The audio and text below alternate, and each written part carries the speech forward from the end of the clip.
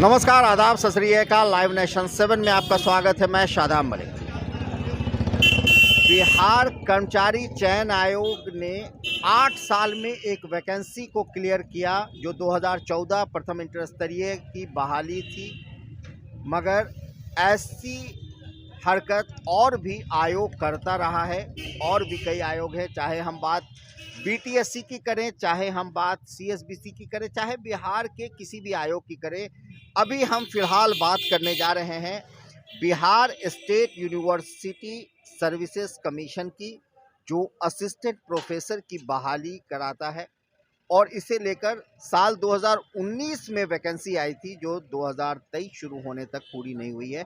हमारे साथ एक अभ्यर्थी मौजूद है, हम उससे बात करते हैं। नखरे वाला बेटा हो या डाइटिंग वाली बेटी, डायबिटिक दादाजी हो या वेजिटेरियन मामा जी, सबको मिलेगा उनकी पसंद का खाना बस एक क्लिक पर। Download Rail Restaurant app and get tasty foods on your seat. क्या नाम है आपका? ये सिकंदर आजम। सिकंदर आजम। सिकंदर, क्या कहना चाहते हैं, क्या परेशानी है? देखिए, अभी पिछले कुछ सालों में आपने देखा होगा कई बार रिपोर्टिंग हुई थी जिसमें ये बताया गया था कि बिहार में मोस्टली जो कॉलेजेस एंड यूनिवर्सिटी हैं वहाँ पे 50 to 60%, कुछ कॉलेजेस में 70% तक वैकेंसी है। अब आप समझ सकते हैं जिस कॉलेज यूनिवर्सिटी में 60-70% प्रोफेसर हैं ही नहीं, उस यूनिवर्सिटी से जब स्टूडेंट बाहर निकलेंगे उनकी क्वालिटी क्या होगी। तो ये जो है कॉलेज और यूनिवर्सिटी के नाम पे सिर्फ जो ढांचा चला रहे हैं ये लोग और उसकी जो फंडिंग हो रही है, तो आप अंदाज़ा लगाएं कि क्या क्वालिटी एक्सपेक्ट कर सकते हैं जहाँ पे सिर्फ 60-70% वैकेंसी है। अब उस वैकेंसी को फुलफिल करने के लिए मैं शुक्रगुजार हूँ कुछ मीडिया वालों का जिन्होंने इस पे कंटिन्यू रिपोर्टिंग की। अब उस वैकेंसी को फुलफिल करने के लिए सबसे पहले इन्होंने 2014 में निकाला था, उसके बावजूद भी वैकेंसी रह गई। और उसके बाद फिर 2019-20 में इन लोगों ने वैकेंसी निकाला। और इसमें अगर आप देखेंगे तो आप जो है ये 2023 स्टार्ट हो चुका है, अब तक इन लोगों ने पूरा इंटरव्यू नहीं कराया। कुछ सब्जेक्ट्स में इंटरव्यू हो चुके हैं तो वहाँ पे स्टे ऑर्डर हो गया। तो मैं ये कहना चाह रहा हूँ कि अगर आप चाहे सीजीएल का देख लें, बीपीएससी का देख लें, Bihar state university service commission का देख लें, हर जगह कहीं पेपर लीक हो रहा है तो कहीं जो है इंटरव्यू डिले करा रहे हैं। इंटरव्यू डिले सिर्फ इंटरव्यू नहीं करा पा रहे हैं, पिछले 2 साल से ज़्यादा होने को है। रीज़न क्या देते हैं ये बताते हैं। पहले इन्होंने बताया कि चूँकि पैंडेमिक है, पैंडेमिक में इंटरव्यू कराना, चूँकि इंटरव्यू फिजिकल होना था, ये मुश्किल है। अब कौन सा पैंडेमिक है, आप इतना स्लो प्रोसेस से जा रहे हैं, आपको इंटरव्यू कराने में 2 साल से ज़्यादा लग गए। तो ये आप देखने की कोशिश करें, पूरा नेक्सस देखने की कोशिश करें। पिछले 2 साल में जो यूनिवर्सिटीज़ में जो वैकेंसी थी और बच्चे जो मास्टर यूजी करके आए उनकी क्वालिटी क्या होगी। तो आप पूरा का पूरा जनरेशन ख़राब कर रहे हैं बेसिकली। वो जो बच्चे जहाँ 60-70% क्लासेज ही नहीं हुई, फैकल्टी ही नहीं थे, प्रोफेसर ही नहीं थे, वहाँ से जब बच्चे आते हैं तो उनकी क्वालिटी आप क्या एक्सपेक्ट कर रहे हैं। तो सिर्फ ये मामला वैकेंसी का नहीं है, किसी के जॉब का और एम्प्लॉयमेंट का नहीं है, बल्कि पूरे के पूरे जनरेशन को, यूथ को, जिसे हम कहते हैं कि फ्यूचर ऑफ कंट्री हैं, यही हैं जो आगे फ्यूचर को खराब कर दिया। एग्जैक्टली, पूरा फ्यूचर खराब हो रहा है आपका।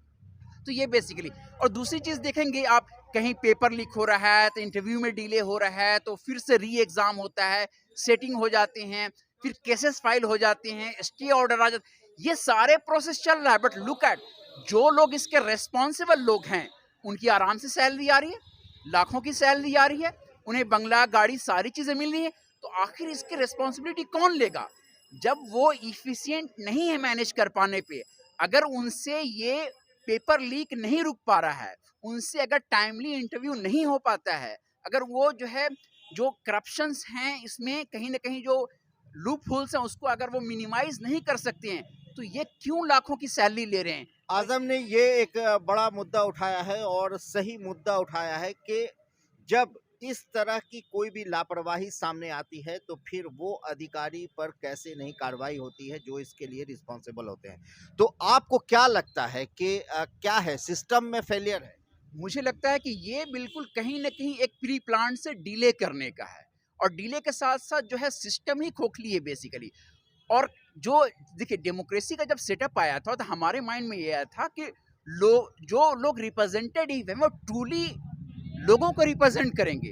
लेकिन क्या हुआ कि हमारे यहाँ डेमोक्रेसी तो आ गई लेकिन वो रिप्रेजेंटेशन की रिस्पॉन्सिबिलिटी नहीं आई।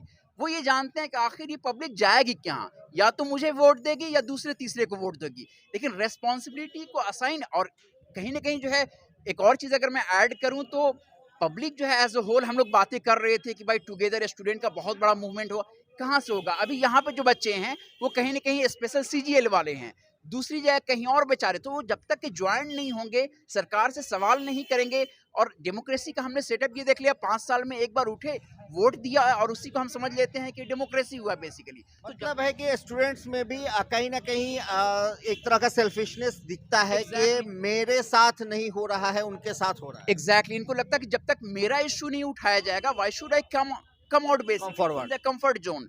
तो सब लोग अपने अपने कंफर्ट जोन में हैं और जहां उनको दिक्कत दिखती है तब वो खास ग्रुप बाहर आता है। तो दे नीड टू अंडरस्टैंड कि jointly they have to come out outside that and then together they have to protect. क्या है, अगर इन लोगों ने BPSC वालों को, बिहार यूनिवर्सिटी सर्विस कमीशन वालों को सबको ज्वाइंटली बनाया होता तो शायद जिसकी आप कल्पना कर पा रहे थे कि एक छात्र यूनियन होता और जो रोड पे आती और उनकी एक आवाज़ सुनी जाती, तो ज्वाइंटली अगर कॉल करेंगे तो इसका एक बड़ा इम्पैक्ट होगा और गवर्नमेंट को रियलाइज़ कराना होगा कि आप रिप्रेजेंटेटिव हैं, आपके पास जो सैलरी जाती है वो हमारे, एक अगर हम सिंगल अगर एक सुई भी खरीदते हैं, जूता चप्पल भी खरीदते हैं, तो हम टैक्स पेयर हैं। वही टैक्स पेयर आपका सैलरी के रूप में लाखों की सैलरी, बंगला, गाड़ी, VIP ट्रीटमेंट जो मिलता है, तो we need to realise them basically. Otherwise इस तरह से इतनी आसानी से, तो वो जानते हैं कि कोई भी लूप सुल्स होगा, कोई हमारा कुछ बिगाड़ने नहीं जा रहा है। Those people do not want to realize this. Yeah, so that's why now in democracy we need to make them aware, make them realize कि it is the responsibility of the citizen to come out and ask the question. हमें ये नहीं देखना है कि चूंकि वो हमारी पार्टी से इसलिए हम सवाल नहीं करेंगे। जब हमारे खिलाफ का पार्टी जब कह लीजिए रूलिंग में आएगा तब हम उससे सवाल करेंगे, नहीं। Irrespective of any party, we need to ask the question basically. कुछ और भी विद्यार्थी हैं, उनसे भी मैं पूछना जिस चाहूँगा। तरह से इन्होंने कहा, बात साफ साफ है, मतलब इतना क्लैरिटी नहीं, मतलब जो बोलना था बोल दी है। देखिए, सरकार को भी हो, मतलब सब लोग अपना अपना मतलब अथी करना चाहता है। जैसे तेजस्वी है, चाहते हैं CM के हमें कुर्सी मिल जाए, बहुत है, लेकिन उनको मतलब वो भी सब अपना फायदा है जी, सब अपना फायदा, वो अपना मतलब रोटी सेकने के चक्कर में लगे हुए हैं। से हमको CM में कुर्सी मिल जाए, उसके बाद छात्रों के दिल में यही तकलीफ है कि कहीं ना कहीं पॉलिटिशियन, राजनेता सिर्फ अपने फायदे की रोटी सेकने की कोशिश करते हैं, उनकी कोई सुध नहीं लेता है। क्योंकि भले ही जो मौजूदा बड़े राजनीतिक के जो जितने पॉलिटिशियन हैं वो छात्र राजनीति से ही उपजे हैं, मगर छात्रों के हित की बात करने वाला शायद मौजूदा दौर में कोई उन्हें नज़र नहीं आता है। ऐसे में ज़रूरत है कि सरकार में जितने भी मंत्री हैं वो, साथ ही साथ जो विपक्ष के नेता हैं वो इस बात पर ज़रूर गौर करें कि बिहार जो देश का सबसे युवा प्रदेश है, वहाँ के युवाओं में असंतोष है और इस असंतोष का कारण सीधे तौर से अगर देखा जाए तो रोज़गार है और वो व्यवस्था है जो व्यवस्था उन्हें रोज़गार पाने में अड़ंगा लगा रही है।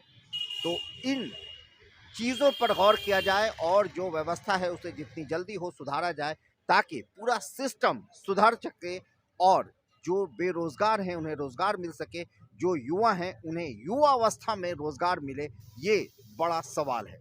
इस तरह की खबरों के लिए बने रहे हमारे साथ, देखते रहे हमारा वीडियो। अगर अभी तक आप लोगों ने हमारे चैनल को सब्सक्राइब नहीं किया है तो ज़रूर कर लें, साथ ही साथ ट्विटर हैंडल पर हमें फॉलो ज़रूर करें।